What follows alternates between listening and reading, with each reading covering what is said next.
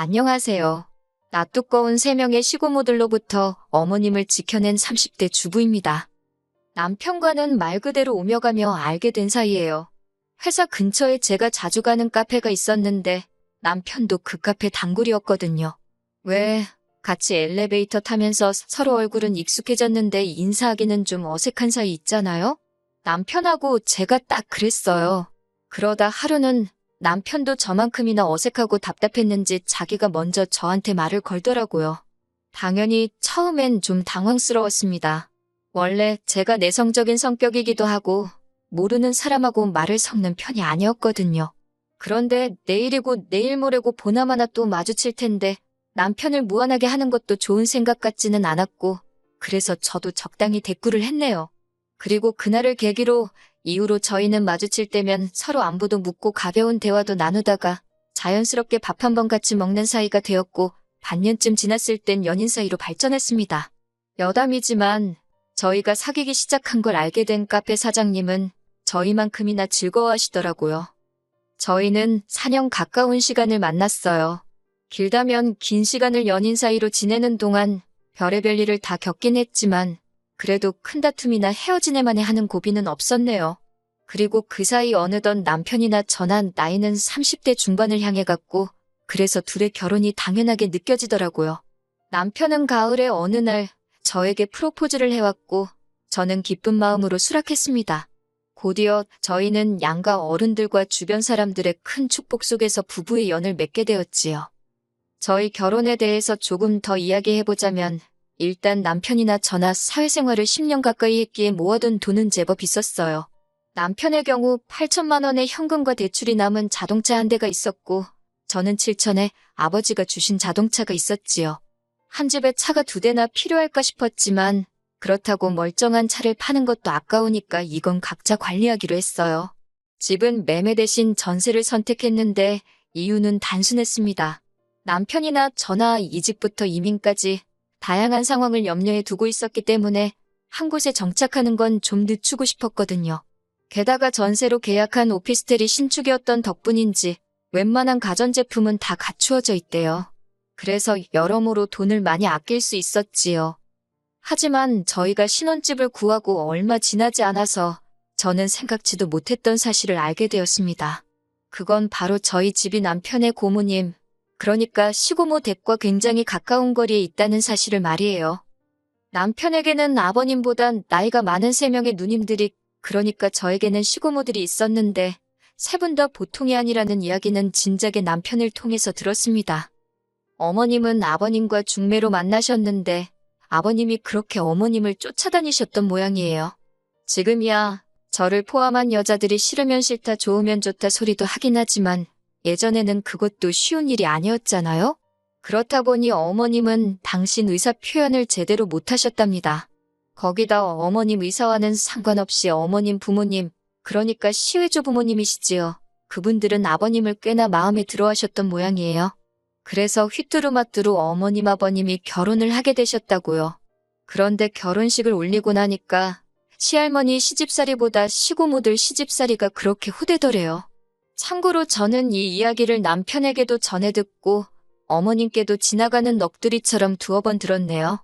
특히 남편이 말하기를 자기가 좀 컸을 때는 어머님이 아픈 시할머님을 모시고 살게 되었는데 그렇게 3분의 시고모님이 번갈아가며 집을 드나들더랍니다. 말로는 자기들 어머니인 시할머니를 보러 오는 거였지만 아들인 남편이 느끼기에도 와서 어머님이 살림은 어떻게 하는지 막말로 시할머니한테 해코지는 안 하는지 그런 거 감시하러 드나드는 것 같았다나요. 아무튼 그래서인지 남편도 시고모들이라면 아주 치를 떨어요. 그런데 문제는 어머님께서는 시할머니까지 돌아가신 마당에도 시고모들 앞에서는 어쩐지 겁먹은 생쥐마냥 제대로 길을 펴지 못하시더라고요. 그리고 그 불똥은 저한테까지 튀었지요. 처음 시작은 연락 문제였습니다. 일단 남편은 외동이에요. 그래서 결혼 이야기가 나오면서 저에게 부탁하기를 딸 같은 며느리가 되어달랍니다. 저희 집에도 자기가 친아들처럼 잘하겠다면서요. 이게 대리효도를 해달라는 소리인가 싶어서 썩 기분 좋게 들리지는 않았지만 친정어머니에게 이야기하니 서로 잘하고 살자는 거 아니겠냐며 저더러 너무 심각하게 생각하지 말라셨습니다. 또 그 말을 듣고 보니 어머님과 잘 지내서 저한테 나쁠 것도 없잖아요. 그래서 알겠다 했고 정확히 바라는 게 뭐냐 하니 별건 아니고 이따금씩 어머님께 전화도 드리고 만나서 말동무 좀 해드리면 좋겠다고요. 솔직히 그때는 겁대가리가 없었다고 해야 하나. 그게 뭐 별거냐 싶어서 호기롭게 그러겠다 했어요. 그리고 실제로 신혼 초부터 일주일에 한두 번은 꼭 연락을 드렸습니다. 그런데 어머님께서는 그럴 때마다 시고모들에게도 전화를 드리라고 아주 신신당부를 하시더라고요. 하지만 솔직히 제가 세 분의 시고모들과 할 말이 뭐 얼마나 있겠어요? 특히 작은 시고모와 막내 시고모는 걸핏하며 앓는 소리를 하시니 저로서는 퍽이나 난감한 상황이었지요. 그래서 결국 하루는 어머님께 전화드리는 건 남편이 하는 게 좋겠다고, 저는 그분들에 대해서 잘 알지도 못해서 불편하고 어렵다고 솔직히 말씀드렸습니다.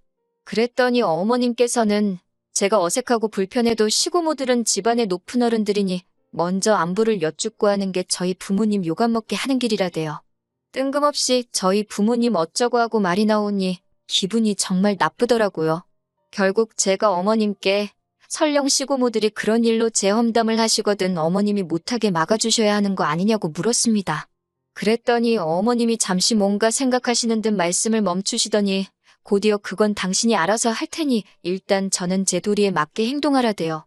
솔직히 납득은 안 되었지만 그래도 이때는 적어도 제 편에 서주시긴 하시려나 보다 그렇게 믿고 알겠다 했어요. 하지만 얼마 후 정말 황당한 일을 겪게 되었습니다. 어머님께서 연락을 해오셨는데 워낙 늦은 저녁 시간이었던지라 저나 남편이나 순간 어머님 아버님께 무슨 일이라도 있는 줄 알고 깜짝 놀라 전화를 받았어요. 하지만 어머님이 꺼내신 말씀은 저희 예상을 완전히 빗나가 있었지요. 오늘이 큰 시고모 생신이라며 저희가 전화를 드렸는지 물으셨거든요. 생각지도 못한 이야기에 일단 저는 몰라서 못했다고 순순히 말씀드렸어요. 그러자 어머님이 큰 시고모 생일도 모르면 어쩌냐면 안처해 하셨고 저는 남편이 말해주지 않아서 몰랐다고 다시 한번 대답했네요. 그러자 어머님께서 하시는 말씀이 남편이 챙기는 건 챙기는 거고 제가 할 도리는 제가 알아서 해야 되는 법이라나요. 그러자 옆에서 듣고 있던 남편이 안 되겠다 싶었는지 무슨 그런 억지냐며 어머님과 제 전화 사이에 끼어들대요. 그리고는 어머님더러 앞으로 시고모에 관해서 하실 말씀이 있으면 괜한 며느리 잡지 말고 아들인 자기한테 하라더군요. 그러자 어머님께서는 남편더러 아내 편드는 건 팔불출이다. 별꼴을 다 보겠다 하시더니 지금이라도 전화드리랍니다. 그러면서 저더러 넌 남편 잘 만나 좋겠다고 한마디 쏘아붙이시대요. 어머님과 전화를 끊자마자 곧바로 남편이 큰 시고모께 전화를 드렸어요. 어쨌든 어머님으로부터 전화까지 받았으니 모른 척 그냥 넘어갈 순 없었으니까요. 그리고 어머님의 말씀대로 큰 시고모가 화가 많이 나셨더라고요. 하지만 뒤이어 하신 말씀은 도를 지나쳐도 한참을 지나쳐 있었습니다. 남편더러 저하고 지금 당장 당신 집으로 뛰어오라셨거든요. 남편이 그게 무슨 말씀이시냐고 어이없다는 듯 한숨 쉬며 한마디 하니 큰 시고모가 남편더러 마누라 교육도 안 시키고 뭐 했냐면서 소리를 지르대요. 그러자 남편도 그러는 사촌형은 우리 아버지 어머니 생신 때 따박따박 연락하느냐고 따지기 시작했습니다. 그러자 큰 시고모가 남편더러 그건 네 할 바가 아니라면서 지금은 네가 잘못한 걸 반성할 시간이라고 악을 쓰셨어요. 그러더니 제가 옆에 있다는 걸 아시고 하시는 말씀인지 세 사람이 들어왔는데 어째 집안 꼬라지가 이 모양이냐면서 그러자 이번엔 남편이 한껏 가라앉은 목소리로 말씀 가려서 하시라고 그러더라고요. 한번 지금 시시비비 가려볼 거냐 하면서요. 그리고 그제서야 큰 시고모도 당신이 도를 지나쳤다는 걸 느끼셨는지 남편더러 넌 남자가 무슨 말꼬투리를 잡냐며 어물쩍 전화를 끊어버리셨지요. 남편이 이 일로 화가 단단히 났고 저에게 자세히 말은 안 했지만 다음날 어머님께 찾아가 왜 아직도 그렇게 시고모들한테 저 자세로 사시냐며 한바탕 퍼부은 모양이에요. 돌아온 남편이 어머님을 보고 있으면 속 터지고 불쌍하다면서 제 앞에서 하소연을 하는데 제가 해줄 수 있는 일이라곤 남편 어깨를 어루만져주는 것뿐이었네요. 그리고는 남편더러 앞으로 당신과 내가 어머님께 큰 힘이 되어드리자고 그랬지요. 그리고 지난 설 기어이 일이 터졌습니다. 음식도 해야 하고 제사 준비도 해야 해서 명절 전날 시댁에 갔어요. 시고모들도 뭐 다들 가족이 있으니까 그렇겠지만 지난 추석에도 보니까 정말 코빼기도 안 비추시대요. 어쨌든 시고모들 입장에선 당신들 부모님 제사를 지내는 건데 말이지요. 그리고는 명절 당일 저녁에서야 와서는 어머님과 제가 한 음식만 싹 챙겨서 가시더군요. 솔직히 어른한테 이런 표현 쓰기가 그렇지만 어찌나 얌체 같던지. 그래서 이번 설에는 제가 어머님께 명절 음식도 당일날 먹어야 맛있지 않냐고 우리 조금만 해서 맛있게 먹자고 말씀드렸어요. 그러자 아니나 다를까 그러면 시고모들 싸줄 게 없다 하시길래 그걸 왜 어머님이 싸주셔야 하냐고 그 집도 다 음식할 거 아니냐고 물었습니다. 그러자 어머님도 저를 한번 보시더니 그러면 하지 말까 하고 소녀처럼 저에게 되물으시는 거예요. 그때 딱 알아챘어요. 어머님께서 그동안 절대로 좋아서 그 많은 음식을 하신 게 아니라 어머님 마음 알아주는 사람이 하나도 없는 것 같아서 말 그대로 당신 편이 없는 것 같아서 차마 하던 걸 안 한다 소리를 못 하셨다는 걸요.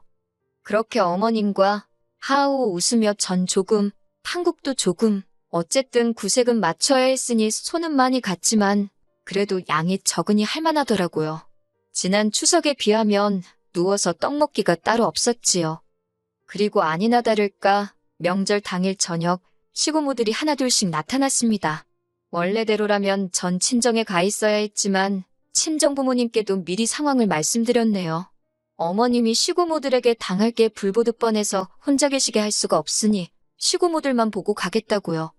그리고 아니나 다를까 시고모들은 집에 와서는 제사는 잘 지냈냐 그런 질문은 여버리고 음식 한 거 다 어딨냐며 어머님더러 음식 좀 챙겨보라고 그러대요. 그래놓곤 자기들은 죄다 거실로 모여 앉아서 저더러 과일 없냐 커피 없냐 딱 보니 어머님이 어쩔 줄 몰라 하시길래 시고모들더러 오늘은 챙겨드릴 음식이 없다 했습니다. 저도 어머님도 힘에 부쳐서 저희 먹을 만큼만 했다고요. 그랬더니 작은 시고모가 어이가 없다며 호들갑을 떨기 시작했어요. 막내 시고모도 그럴 것 같으면 미리 말을 해줘야 헛걸음을 안 했을 거 아니냐며 짜증을 냈고요. 그리고 가장 걱정했던 큰 시고모께선 역시나 큰 소리를 내셨습니다. 신우들 올 거 뻔히 알면서 명절 음식도 안 했다는 거 이거 지금 시집 식구들 무시하는 거 아니냐면서 괘씸하다나요. 솔직히 제가 뭐 어머님하고 얼마나 정이 쌓이고 소위 모녀 같은 사이는 아니었지만요. 그래도 시고모들은 저에겐 거의 남이나 마찬가지고 어머님하고는 차원이 달랐지요. 그래서인지 시고모들한테 속수무책으로 당하는 어머님을 보고 있으니 제 속에서 열불이 나더라고요. 결국 보다 못한 제가 큰 시고모더러 지금 그게 무슨 말씀이시냐고 당장 저희 어머님께 사과하시라 했습니다. 무시는 지금 시고모들께서 저희 어머님을 무시하고 있지 않냐고 이 집 제사 지내고 고생한 어머님께 고맙다 수고했다 소리는 못하실 망정 명절 음식 그것도 시고모들 집에 가져갈 명절 음식 안 했다고 화를 내는 게 정상이냐고 따졌네요. 그러자 남편도 놀란 얼굴로 잠깐 저를 보더니 제 옆에 딱 붙어서서는 틀린 말 하나 없다며 할머니 돌아가신 지가 언젠데 아직도 시집살이를 시키냐고 덧붙이더라고요. 그러자 시고모들이 일제히 저를 보면서 아주 어디서 며느리 하나 거지 같은 거 들여가지고 별꼴을 다 보여준다고 잘났다고 비꼬는 게 아니겠어요. 그러자 어머님께서 처음으로 목소리를 내셨습니다. 거지 같다니 그게 무슨 소리냐. 이제껏 이 집 구석에 나 생각해주는 사람은 하나 없다 싶었는데 지금 천군만마를 얻은 것처럼 힘이 난다 하시면서요. 그러더니 시고모들더러 앞으로 용건 없이 불쑥불쑥 집에 찾아오지 말라시대요.